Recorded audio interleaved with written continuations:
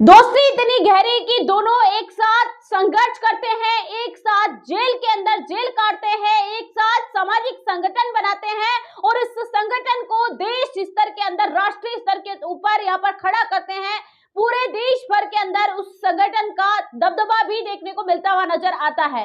लेकिन अब उन दोनों दोस्तों के बीच दरार आ चुकी है। हम बात कर रहे हैं नगीना सांसद चंद्रशेखर आजाद और भीम आर्मी के राष्ट्रीय अध्यक्ष विनय रतन सिंह। विनय रतन सिंह फेसबुक के ऊपर लाइव आते हैं। 38 मिनट का उनका वीडियो होता है जिसके अंदर वो पूरी अपनी बात है वो बताते हैं। जहां से भीम आर्मी की स्थापना हुई वहां से लेकर 4 जून को सत्ता परिवर्तन यात्रा के अंदर क्या कुछ हुआ, उनका किस प्रकार से अपमान हुआ, उन तमाम चीजों को लेकर वो बताते हुए नजर आते हैं और चंद्रशेखर आजाद के ऊपर गंभीर आरोप लगाते हैं। चंद्रशेखर आजाद से सवाल भी करते हुए नजर आते हैं। दरअसल आपको बताएं तो 4 जून को नगीना सांसद चंद्रशेखर आजाद नगीना से सत्ता परिवर्तन यात्रा की शुरुआत करते हैं। उस सत्ता परिवर्तन यात्रा के अंदर विनय रतन सिंह ये कहते हुए नजर आते हैं कि आज मेरा जो अपमान हुआ है वो अपमान कभी भी मैं जिंदगी के अंदर नहीं भूलूंगा। ऐसा अपमान मेरा कभी भी नहीं हुआ। अपमान इस प्रकार से हुआ कि मेरे मन के अंदर आत्महत्या करने जैसा ख्याल सामने निकल कर आए। आज हम बात करेंगे कि उस 38 मिनट के लाइव वीडियो के अंदर विनय रतन सिंह ने चंद्रशेखर आजाद के ऊपर कौन कौन से गंभीर आरोप लगाए, क्या क्या उन्होंने बातें कही।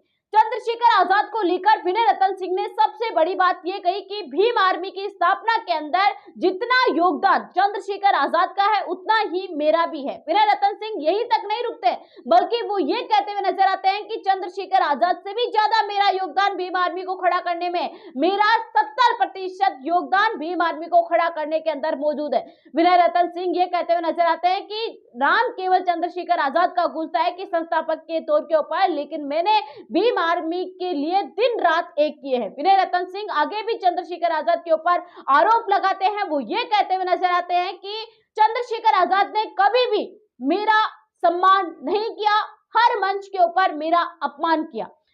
मध्य प्रदेश के अंदर एक भीम आर्मी का कार्यक्रम होता है, बड़ा कार्यक्रम होता है। उस कार्यक्रम को लेकर भी विनय रतन सिंह लाइव के अंदर जिक्र करते हैं और कहते हुए नजर आते हैं कि उस कार्यक्रम के अंदर मैं बोलना चाहता था, मैं कुछ कहना चाहता था, मैं मंच के ऊपर बैठा हुआ था, लेकिन उसके बावजूद भी चंद्रशेखर आजाद ने मुझे दरकिनार किया। मैंने चंद्रशेखर आजाद को यह भी कहा कि मेरा भी मन करता है लोगों के सामने बोलने का, लेकिन उसके बावजूद भी चंद्रशेखर आजाद ने उस बात के ऊपर ध्यान नहीं दिया। विनय रतन सिंह आगे यह भी कहते हुए नजर आते हैं कि मैं पद का भूखा नहीं हूं, मैं किसी लालच के तोप में नहीं आता हूं। उन्होंने साफ तरीके से कहा कि मैं कभी भी संगठन को लेकर पैसे कमाने का नहीं सोचा। उन्होंने साफ तरीके से कहा कि जब मेरे जेब के अंदर पैसे भी नहीं थे उस वक्त मैं संगठन के लिए काम कर रहा था। आगे वो ये भी कहते हुए नजर आते हैं कि अगर चंद्रशेखर आजाद आज भी मुझे ये कहते हैं कि विनय रतन सिंह तू यहाँ से हट जा, राजनीति छोड़ दे, तो मैं तुरंत छोड़ दूंगा।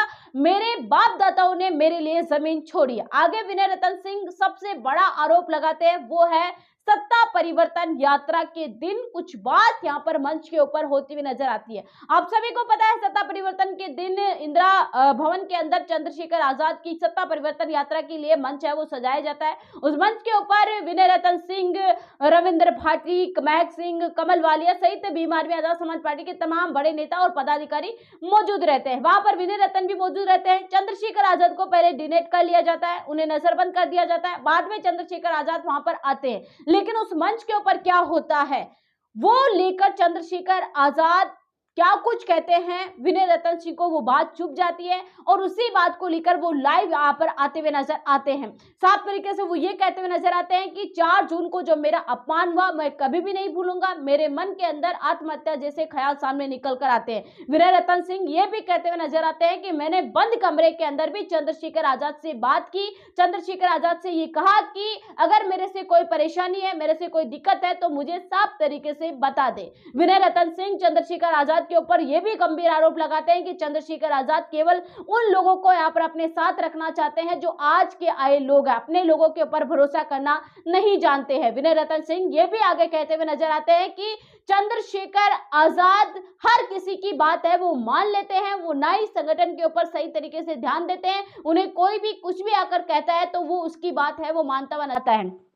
उसके बाद आप सभी को पता है जो सत्ता परिवर्तन याद प्रोग्राम के अंदर चंद्रशेखर आजाद और विनय रतन एक साथ एक मंच के ऊपर दिखाई देते हैं, लेकिन सत्ता परिवर्तन यात्रा के अंदर दोनों अलग अलग दिखाई देते हैं। चंद्रशेखर आजाद के साथ कमल पालिया मौजूद रहते हैं, रविंद्र सिंह भाटी, इसके अलावा अन्य जो प्रदेश अध्यक्ष है वो मौजूद रहते हैं, लेकिन विनय रतन सिंह अलग ही अपनी दुनिया के अंदर अलग ही सत्ता परिवर्तन यात्रा के अंदर चलते हुए नजर आते हैं। उसी के बाद वो लाइव आते हैं, उन्होंने सवाल किए, तमाम चीजें यहाँ पर कही कि मैंने भी संघर्ष किया है, मैंने भी जेलें काटी है, मैंने भी भीम आर्मी के लिए संघर्ष किया है, तरीके की तमाम बातें वो कहते हुए नजर आते हैं।